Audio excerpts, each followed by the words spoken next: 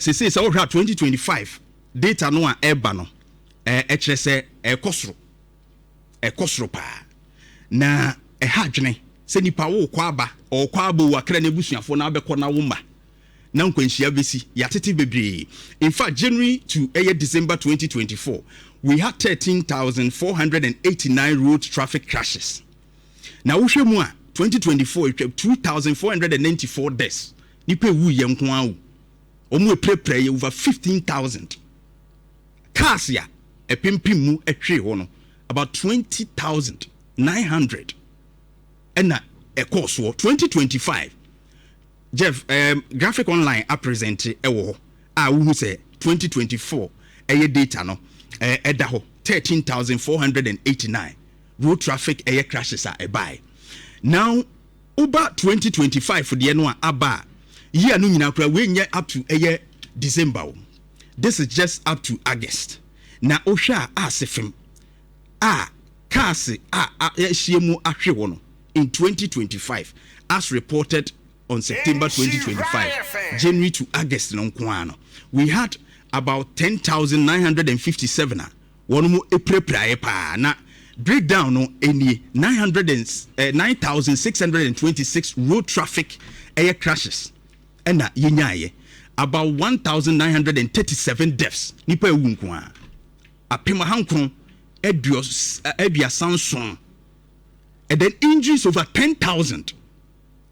16,300 and over vehicles and the crashing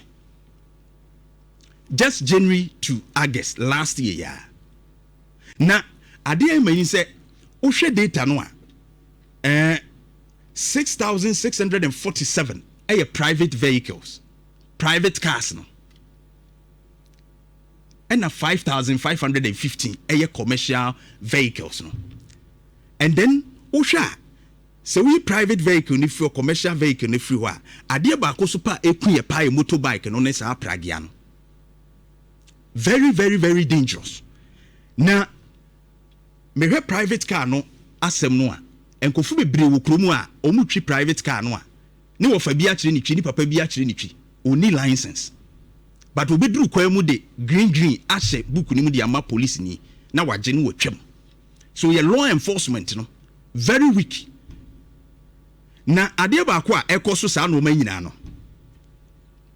street lights ho nsem afei your traffic lights nso kura bi nya adwuma ene street lights no baabi bebrebe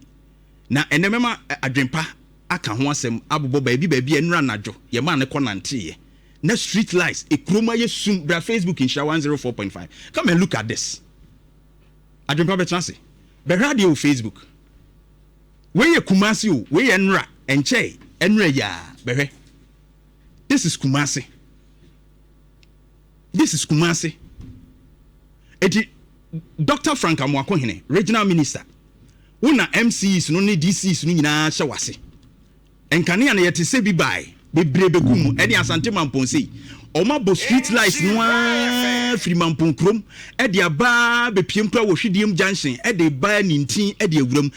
mampon se wo de ba esane amramu wo orom kora yesum a yewura nko ano wasisi street light post a wo de solar de bi bebo so den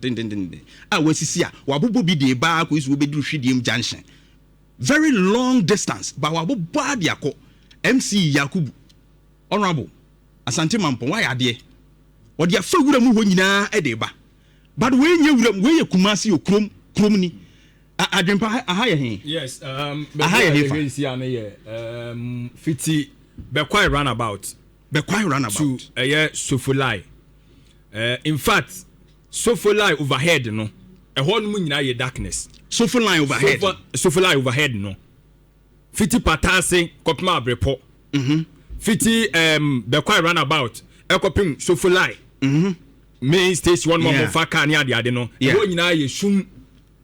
na se kan se wo ba kokora nya adwuma abusunya nya ono na eka obra Facebook oni odi atu dwen kan na wo hu wo nyina ye efie na ebemben obi nim hanum ye patase wo free Sofulai overhead no ekọ patase sane patase no ho na sisi a wo hwe ho no nyina ye sum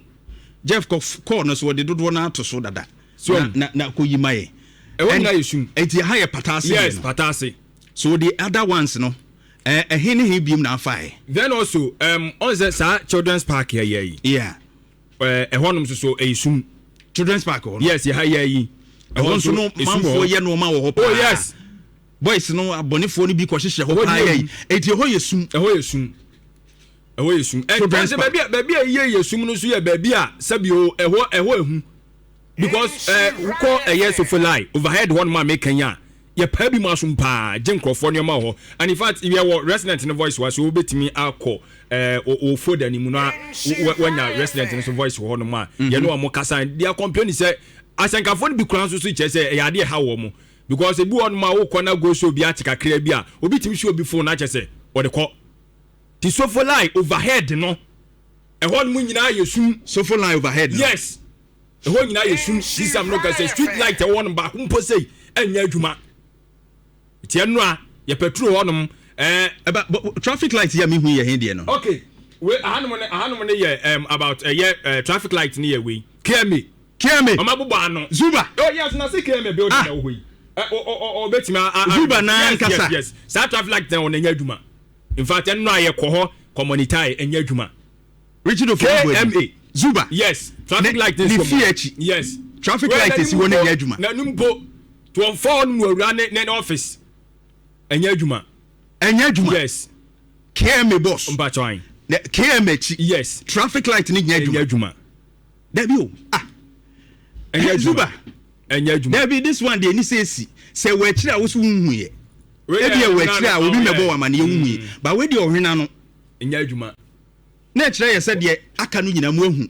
yes mata yɛ bo apayo sure because deɛ si wɔ abobo ano untumi nyɛ ho adwuma na sɛ ɛyɛ bo apayo nti deɛ mehwehwɛ wɔ tech junction sɛ edum a na ɛwɔ ayɛ sum no wɔanya asɛm foforɔ ma wɔn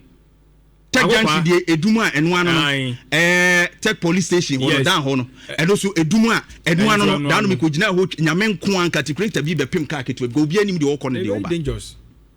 and then the same thing can happen was children's children's park one so also the answer nya adwuma na nko mo crash oh yes amakom children's park one so nya adwuma so the accident ni sisi we nyina contribute ye be kan aka ho oh yes say crashes aba sure na ekosoro because we nim the okọ the oba last time almost fatal one BC wo tech police station okay no me koto car no na enya asie wi ye se ba ko no oba so ono de onim se yama no kwan so yes onko ti police ni gina ho na anadwo na okura torch no ono onim se obi na etwam ti emu ada ho bi ekọ na ba ko no so ti asim na ne panyan sema ba we wi de kwa kwahye se bi bonsam na aye wahu amane no me bo on ma ya ye nipa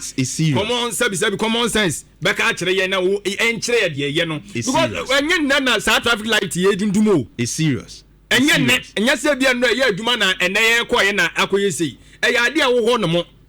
so hu getting to be say oh ko be say almost 6 months you say ni like it's like the good na ye adwuma and mama nka we to so say and I was able to get you can say a PRO for KME. Now also mo ahye project bi ase. Project ben no. On say traffic light is your use no electronic one. And that one no almost nkrofo twitwa cables no. So ma fix no. Omo fixing it na ayire soa ya na wotwe. Na nkrofo akwa twitwa. Enti on be so omo esesa no no musu solar one no bi. Enti de wo kan. KME ni mo gate you. Wo de abusia bra Facebook ne kan wate ase. Je say bia obi tan obi ana obi ye ye ebe boa ye nyina wo man no ehia wohu KMA gate main gate ne da ho no traffic light ne nsi main gate nanim sure esi nanim omo gate ya no ana watchman tie yeah anopa watchman wo ho awia watchman wo ho aminka ne security ne brofu anopa security wo ho awia security wo ho anumre security wo ho enti we so adum a untimi mfa excuse ni ma me se why yes ni nti. My brother, but no, me can see about me cram them focus on street lights no. It's not about traffic lights no. Traffic lights no dey omu excuse.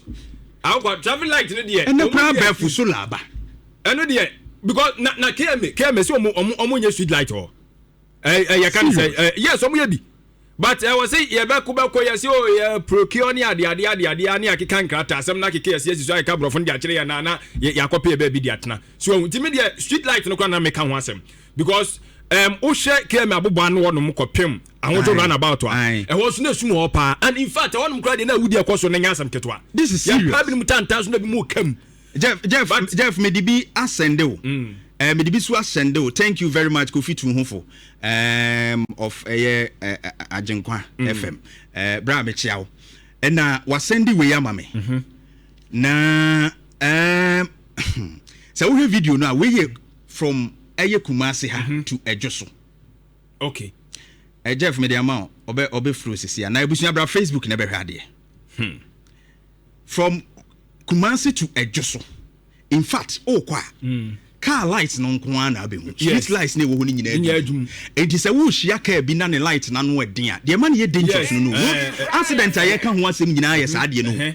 Se car no ba no. Ebi a ne kane na no edin pa chen wo a wo so ba no de. It is a street lights wo ho it means na kwan ni mu kakra ma wo because the ono ne dia no ede no ebe dimu wo de no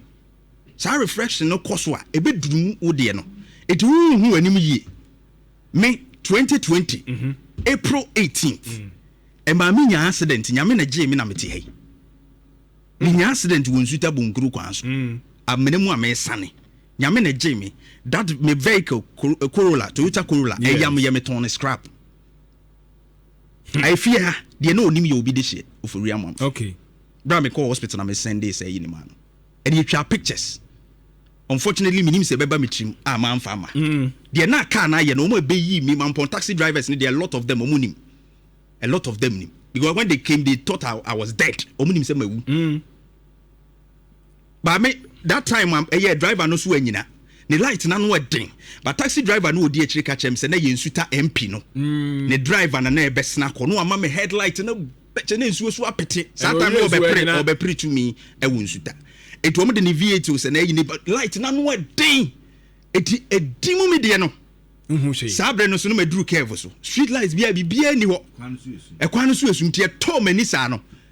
me huwe ne mete ya ne kikim grim na esa me so ceiling ni mu say I didn't have any ayibia to support myself. There's a me wuro mu aka ni mu bibia antie na four ties ni na hweso. Nyame na Jimmy on 2020 April 18th in Kamentia. And these are some of the issues ayeka. Yes. Your driver phone bia yenso you contributed to the accidents. Oh yes, of course. And because ushia wo yonko light na no edin. Ebi wot mi ma dimu me yes am four times na me because I don't see anything. And I also yes san years into the eba no say be me nko below be at 40 and I be at 30 and so what me cry me who say me do careful so and it sent me straight so unim bonkro yi a amana kese bi e wo no because of said ye necessity nti e ko pema no ni say na dane ka no mprensa sama sort but nipa no so kura ansa nyina and you see these are some of the things I am here ka ho asem wo ye route so a driver phone be sebe mpreduasa nyansa yemfa ntwika no because how dey we are we obi ma wo sign we sua ekwan so nyansa kakra ti o ma wo yi said dey wo ye no e distract no it imagine say nipa no bi obi ono so be na adwen say ma memfa mra wo so side no ba bi a light no because e bi a ha no dey me kosi ya meto amene mu ka dey de besie ye nyina ye be crash is that not it head on collision e bi no so be west ke bi an commentary ha you see the driver for na mo profo hia mo am light no esisuke approach for no so ese mo hwe saade no barrier obi ba na hwe distance no free day ba no no am headlight na de ba no de beduru barrier how many minutes a ma cars a wo hia wo mo a wandi mu no nyina no obeduru ho ese mo wo ne no it's very necessary so wo hia cars no mo ba na ye hwe wo but wa ba beduru ha o hia wo nyina wo light no ma headlight na high sa beduru ha didn't know yes and those things. See, regulating no man enforcing no man. Every man can swatch. The other areas near him. Okay. Light once a ma. Okay. Right. Me National Service or National Road Safety Authority as anti-mantemha. And Oshe light once a na ye kana. Road safety for Mrenuno. One will be be say unapproved lights. Ofa Kabia or Senka at least a home Canadian in I4. Enimu 2 achire 2 eno ano no but ohwe yen cars akese ya ubehu na with the additional lights assign soro na edura nadwo a wa mawo efom de 2 no ai no ye ne high need mu no wa mawo na wasan ma esoro de no enti yenso yakwan ya enam so yi ai ne wo hwe ye Facebook so a street light ahye traffic nso eno nso enye no bus kese yi ba wa mawo all high na odi agu ka ketwa no so edi nkan wo ka ketwa no uhu fom na say anadwubi na menam eka de da bia me kase me no me twi moto na me twi do wani ka nso ma no because adoba for do na sabi wo ma dwe no another thing so ese ehwe eye pragiana ene motos na enam kwa mu a wo mu ni light no you see pragiana bi wo kra say wo light e da bi nka me ne ba ko bompu ni mpuse me ka no me hia no a say wo light wan so no wadum light no and I would the pragia neighbor minim sa de no say e de ne wo mu say I don't know what is wrong with this pragia riders no cry wadum light anajo wadum and I would the pragia neighbor me wo say light here adwene nya adwuma na kofi nim o say ye fence abobo ya omo sesa ballers no omo so cry be ni kan nya Friday be na kan news na time away me na me dispute pa oh say ube urema friba na ase ho a speed pa o me say akwara sa be di me lem wonu so oni light hey na dia asem nie enti no nyame anim ne ye street light na ye fan say traffic light we ya ekutwitwa ye enye akire ba bia o ba ko ye amokom he ya se abusuan ukuwa da bia no de ye ne se ye bakrum so hu ye bakrum ya behwe krumu hawo enti wenu de wo mpesua so no wo mpesua so sen netie eno nkomo de yedi ne ukuwa da bia enti nye de bia na be ye ayi saa ukuwa da de ye beka ye kuro no mu a ye wo mu no ye mantemu ho no asem ede na ekoso haye ti se wo hwe enkwanhia nketenkete da hwe kuma se cry rate Ashanti region these accidents ye rate high yes in 2025 which tells you says ya anya no maybe ye wa Ashanti region in terms of our transport issues you know any roads no a happening sure na another one so ye light bi aba e white ano den pa car light cars akese no ta to bi e de ye na make you see headlight ni nyina go to the police omo barrier na you are law enforcement agency enti oduru ho no ano ne light mienu no a ye adwuma ba akodo a ye adwuma a ye normal no e ho na no Sadia no kra mumu bu free ho. Very necessary because a hadwene LED light. Yeah problem I is anu sa LED light na anu den bi no so a e da wani say green cars akese de ta use super. Yes. E na ayi abobo ya afo no prajafo no ta de bo animu na so white bay. Nti we driver ni a wo hia na wo hunre. And these things are serious. You see ade ba akoma hu ni say the road safety authority now mo Asante Mantem ha no. Meme ha ne the first na omo ta gina kwan so but na nsemi hu omo kwan so because I like to nyina omo na wase hwe say ye tutu nyina wu ayi MTTU commander Ashanti region papa no say ye be kan sika asem wo kwan mu ye se wo boa ya support wa ne o ma start say gisika no sika ne ma mengenti MTTD ayi commander Ashanti region me message to you enie Ashanti region roads no so no wa prosifo no law enforcement no omo nya adwuma ni ye eye no kreso na meka no ne enti America ne se ye wo enuma bebre wo ho a nka ese yetimi stopping wo barrier checkpoints wo but yetimi mani twam especially anajo ye ya na making because of say oduru a no wo de kakra ma medika bi achi na said na ka na jonku aye no achia ka no utumi so oduru curve so na oye wa lodu ama no ma na abro so abu baabi a achia se ya ebe yi yetimi ama na cross a ya stop no so obepe ka afufuro bi no ma be yi dia ebia eden agum na watumi anya normal weight no de akọ ye twan ama na kobu atokwam akoto ka bi so akunipa before ya betro na omo so asa akotro police report asa akoje hu sika beto ka no agi normal wa kire MTTD commander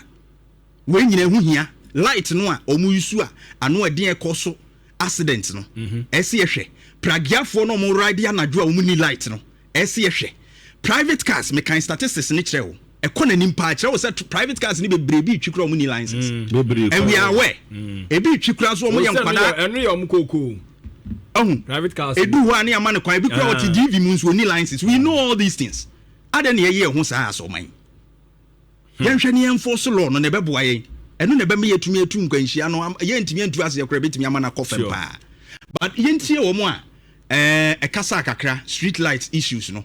na yɛntie wɔ mu kakra na afei yɛmra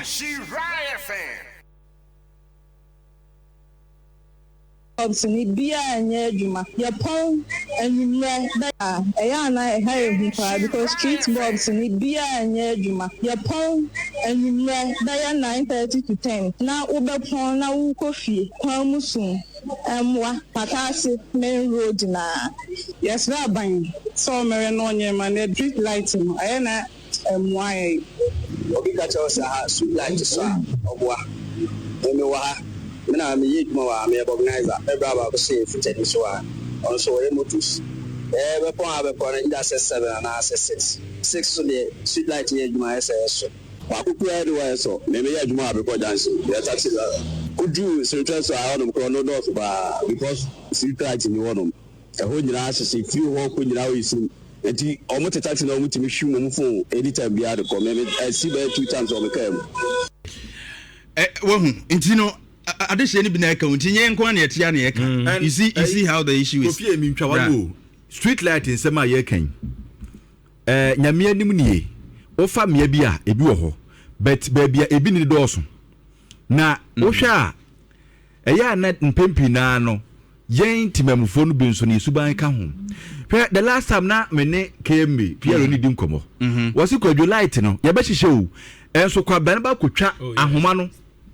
ema light ni so no no akoton adi entie na means bi busa ne se wo mu kotwa di ye no saa nkofo mo ye o mo dai o mo se nyanche wo mo ye hu wo mo ye guso hwe wo mo na se ECG ahoma akoro mu twa wo wuram mebwa ECG fo di ya street light mo so ene na wuram nyina asamanfo yes ba ye twa ye restore enti se wuntimi mo ho ban dia what the mention se wuntimi mo ho nipa bonefo de se ye ti wo man mu a ye nipa yi nipa bonefo be koso a ye nipa bonefo okay de bia police fo be chi nipa bonefo de bia am robbers bi be ba me ya che am robbers tu ntwada sanso na omo etwitwa sa di nipa bonefo omo tu ntwada so you put other measures here efiri ho a anamontuo se wuntimi mo ho ban ye efiri ho a obesia no 10 ma atimi acha na ne kra no solar ba yeah that's the reason why na me ba won no me ba akwa me ba that's the reason why na me ka say kemi PR ya create waka say because of say we no mutwitwa ni ntino Wamo I introduce new method. That's the solar one no. Okay. And no more the fiti kemi omo ho no ma ekọ ahojo roundabout ho no so ahu a. And no mguso omo fix no. So that's the another alternative a omo ewisu. But I mean no kra no hu ni say solar one no kra no still na betimi ahye. Okay. Me the like make akoso ni say fine. Eye de yen pabonefo ho. But ye jaya ebeboa ye. Solar one ya okay. Kwa ban tim koto bobo mu apae no. Mo apae bobo no. Na pai the best thing is say empanifo no e we say omo yo modwuma omo hwe na omo fixe na bo maintenance no but yen timamfo no nso no sabi yes say esu ni aban na ye kan no enye ba akofo nkwanya aban ye me ene wo right so what I say because ye ko fixe light e no say fa ka ma chire ho oh yes ekosi ayi ye fence rotary park wo edam hire but kwabrane ba akoto tire bom akopai bomb na apai and ye hunu se we nyina esika yeah esika capital intensive okay enti ye ntimamfo ni bi no nso no sabi ye insisa yesu ni ye ban ebeboa ye nyina right adwempa yes sir we final comment on it na afi me nkoye adwuma kakra bi ma yeah me kan nyina ne se odi kindly get them one na omo hwe na kan na omo fix my because security issue ni ye kan once when you link it to road accident e ko koso but we yi sa akwanhia ne ade e koso akwan ne so na ade wose ye hunu se bambo ade hu hia so hu nipa bonifo bia di wo mbone e wosumu so hu utie voice wo mbo yi a enkofo mu bia kan nwumre wo metimi adi dwa bi ni ade ba me dia me yakora ne se wo che sa eye sofula overhead ya e wo ye busy ye kan se point obi e wo tu kwa bia ba wo ba besi wo ma faka na se wonu mu yesumu a ebi kura se akromfo gi wo no mo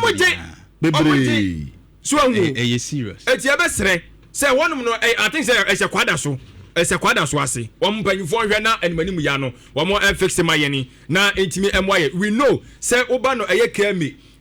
some areas ɛhyɛ n'ase na wɔsɔ ɔmo wɔ sisi ɔmo wɔ nhyɛn bi na sisi ɔmo de yɛ adwuma wɔn ministry of energy ɛɛboa wɔn a ɔmo fixi bie saa nso na ɔmo so introduce solar one na ɔmo so gu so a ɔmo ɛɛ fixi eti ɛbɛsɛ so ɔmo nya ha because some areas bi wɔn ma yɛ very dangerous ɔmo di kan yɛ wɔn mu no ɛma yɛn na afei na other areas na ɔmo ti mi ahwɛ sɛ ɔmo komi sɛ I think sɛ kan mo ho but o hwɛ children's park anum yɛ yɛ a baabi a traffic light wɔ yɛ nya bi ɛhɔ nom nyinaa yɛ su ɛhɔ nso yɛ ɛbiayɛ a first nansan a wɔn mo ba bɛyɛ nkura yi mpo na asɛ ama so ati first no we don't tumi fa hɔ anadwo all because street light ɛni hɔ a na yɛ adeɛ a asɛ fam eti yɛsrɛ mu ekuro mfimfini pɛɛ na asɛ fam sɛ wonam kurom anadwo a wakɔgye w'ani aba na yɛabɛgye wo baage ne wo sika ekuro mfimfini o ɛnyɛ sɛ ɔna wɔtwe bɛwi atɛ ɛyɛ adeɛ a asɛ fam ɛyɛ and saa adeɛ no nso no the last time me found near light adeɛ kyem duro na bob na pae kwabena kototo ya buma pae no enti yesu ne ba ye no so ensesa wo mo adwene na afi entumi emoaye pa besa ba mo so adwempa na bibia enye fine abusua nhira 104.5 join